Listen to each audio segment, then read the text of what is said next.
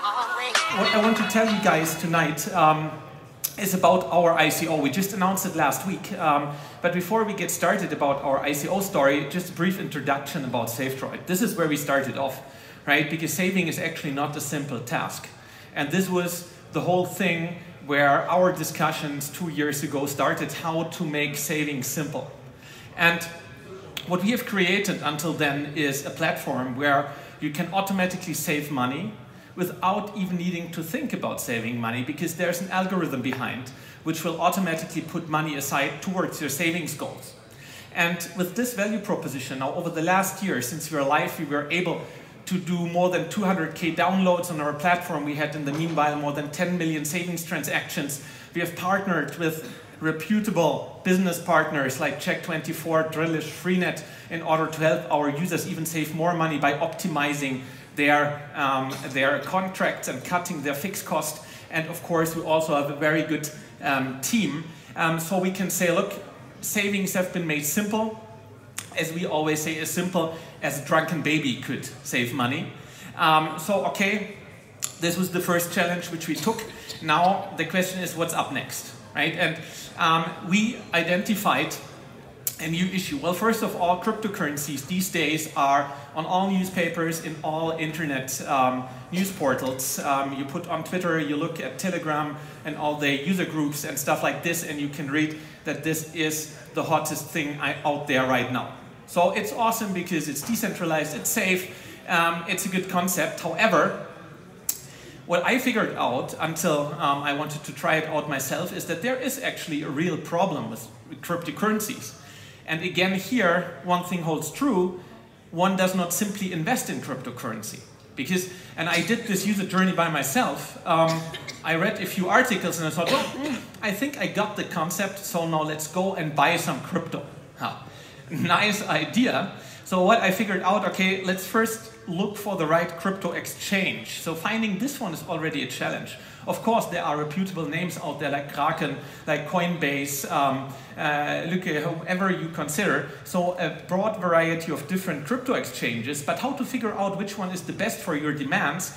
The pricing is different, the spreads are different in buying and selling the cryptocurrencies. So it's very difficult in order to get the first step only to be able to buy crypto right.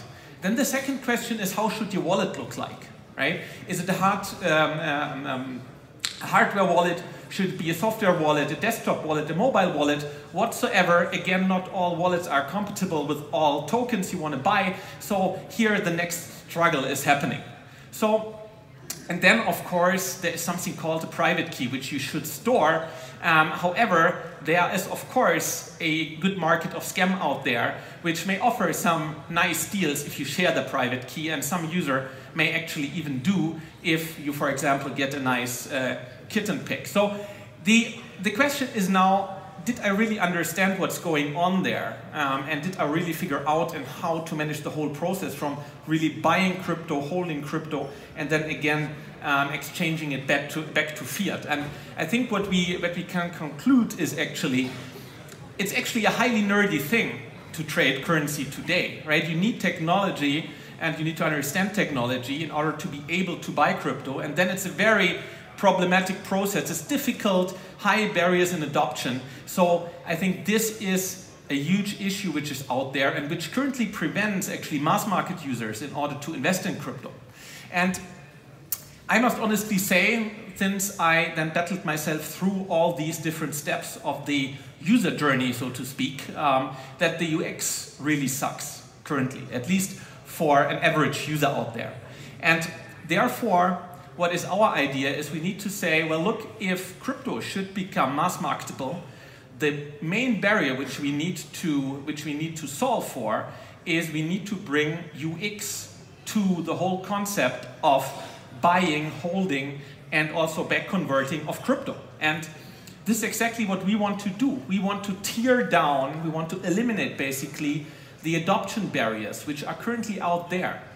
So the idea is to grant access. We want to give an average mass market user who has a limited technological background and very easy access to just automatically transfer his savings into cryptocurrency and once he wants to release the cryptocurrency, also automatically transfer it back without dealing with all the hassles I just described, from selecting the exchange to managing the wallet and storing the private key. So it shall be as easy as this. So you come into savedroid in the future, and you can select if you want to still save in the old fiat. If you don't prefer the old fiat, you can just by one push of the button select that you want to have your savings auto-converted into Bitcoin. So that's the whole decision taking which you need to do. Once you have decided how you want to save, the whole complexity, the exchange, the storage, and even the spend at the very end, once you have reached your savings goal and you want to purchase it, you have a normal credit card, you can just spend normal euros in every online shop, and we will automatically back convert the money. So it's essentially having and holding on to cryptocurrency without all the hassles which we know today. And this is exactly what we want to build again, as simple as a drunken baby can handle it. And that's exactly the challenge we are taking up now. We want to have a Bitcoin, a savedroid inclusion, and therefore, to solve this problem, we need to make it simple, and as simple as we can. And this is exactly the story behind our ICO. Of course, we need some bucks in order to make this vision happen, right? So we need to build the technology behind, we need to acquire the B2B partners to make this happen, we need to do marketing to bring the users on, and that's why we are calling for our ICO, which we have just announced last week. So how are the tokens going to look like? And I know there's currently in the community going on a big discussion about, should it be an equity token, shall it be a utility token, what kind of utility token, and so on and so on and so on. And then of course also the regulators are now pushing in and buffing and saying, oh, all the tokens are bad and probably we're going to ban some of that stuff, or you need to go for a whole perspective whatsoever.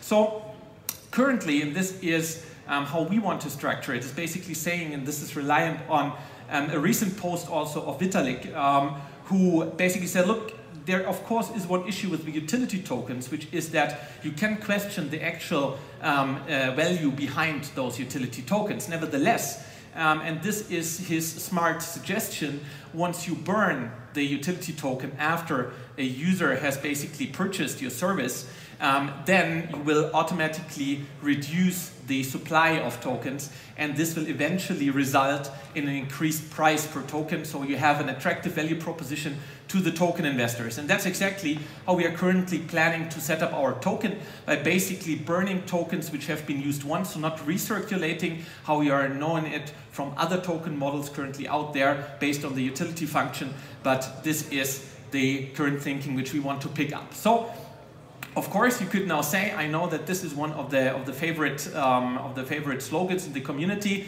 Where is the Lambo? I don't know if you will have the Lambo. What we will have for sure, and I think this is the good news, we will have really a broader mass market users having enabled to have their money being invested and also held securely and without all the hassle in cryptocurrency. And I think if we can reach this, this may actually be much more worthy than having a Lambo on our own, because what we can contribute to the community here is that we add new users which have currently been blocked by the significantly high technological adoption barriers.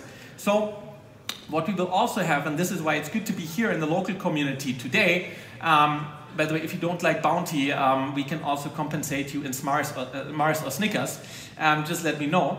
Of course, we are looking for supporters throughout the process of our ICO, and this is basically why it's very good to be here tonight. So whoever likes the idea of democratizing the adoption of Bitcoin, of Ethereum, of cryptocurrencies, whoever thinks that the UX we are currently having is way too complicated, whoever believes we need a drastic simplification to make it happen that mass market users will be able to use it, please come to us, talk to me tonight when we are having a beer later on, or just write an email, tweet me at savedroid AG or at Yassin Hankir. Happy to engage in discussion, and also happy to get the community involved in this one. So, of course, and I expect critical questions, so yes. In some of the cases we are currently seeing in ICOs, definitely the right point to go for. I just want to stress once more, we are an existing company, we do have a live product, we do have live users, we are generating first revenues, We do have until so far collected real investors' equity capital. So this is not an ICO which is based on a PowerPoint, but this is an ICO which is meant to facilitate the expansion of a real life and existing company. So therefore, thanks a lot and happy to engage. Yassin, thank you so much.